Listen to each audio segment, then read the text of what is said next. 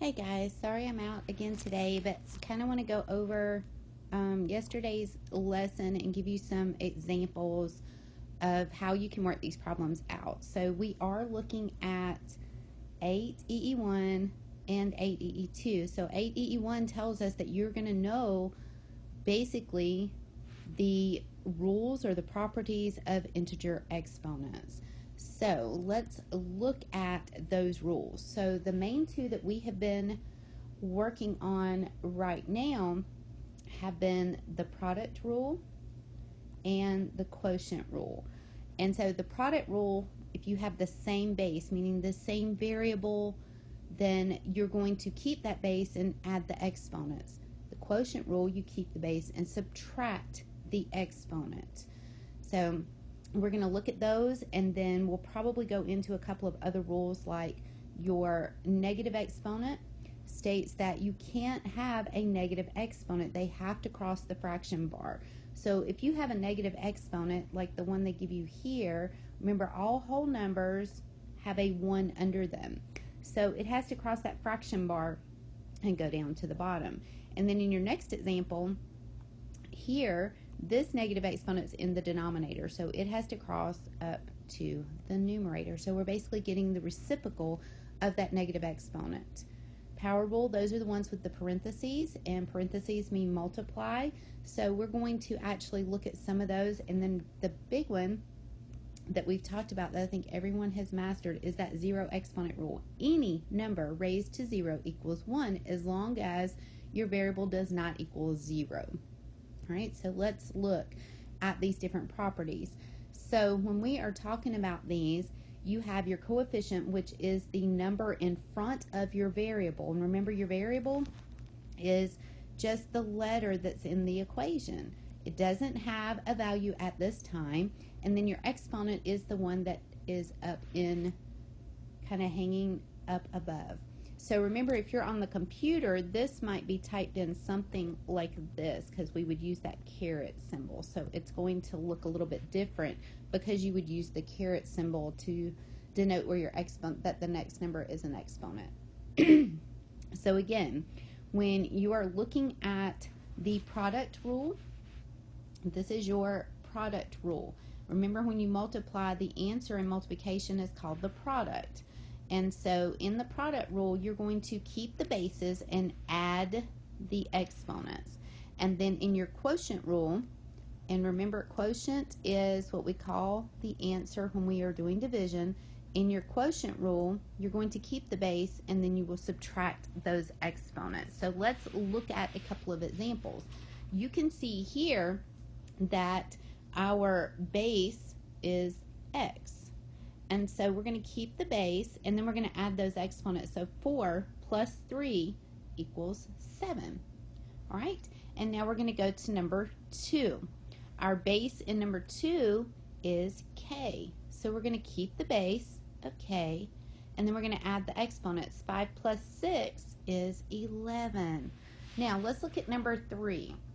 All right, so when we look at number 3, remember that every variable has a coefficient of 1. So if there's not a number stated, that coefficient is 1. And we can subtract these out, or separate them, not subtract them. So we're going to multiply those coefficients. So in this first set, we have 3 times 1.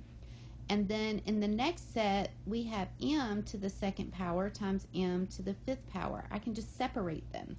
So 3 times 1 is 3. I'm going to keep the base and add those exponents. 2 plus 5 equals 7.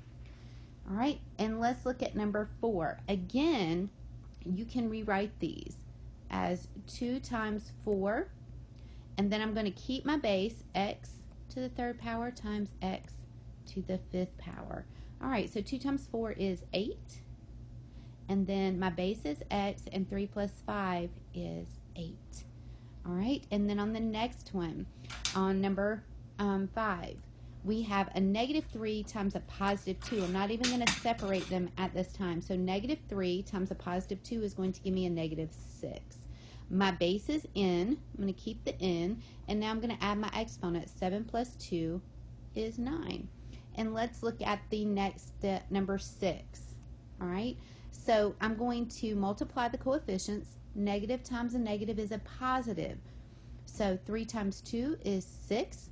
I'm going to keep the base of a, and then 4 plus 2, I'm going to add those exponents. 4 plus 2 is 6. All right, so when we're going through, basically when we do our division, so if you have somewhere you are dividing, let's say we have x to the 7th power divided by x to the 4th power, you are going to keep the base, which is x, and then we're going to subtract the exponents, and you always start with the top exponent, whichever one is in the numerator. So 7 minus 4, and so your answer here, x to the 3rd power. Okay, and let's look at some where we've got one that is negative. Okay, so let's say that let's say I've got y to the 6th, and it's being divided by y to the negative 4th power. When we do those, I'm going to keep the base, and I'm still going to subtract 6 minus a negative 4. And if you remember, if I have these two, a negative times a negative is a positive. Okay, so in this case, it's going to be y to the 10th, because 6 minus a negative 4 is 10. It's the same as 6 plus 4.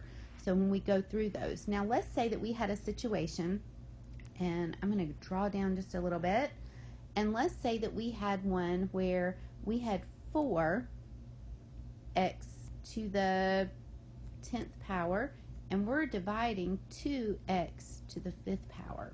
Okay, so you're going to divide the coefficients. Just like when we multiplied the coefficients, now we're going to divide them. 4 divided by 2 is 2.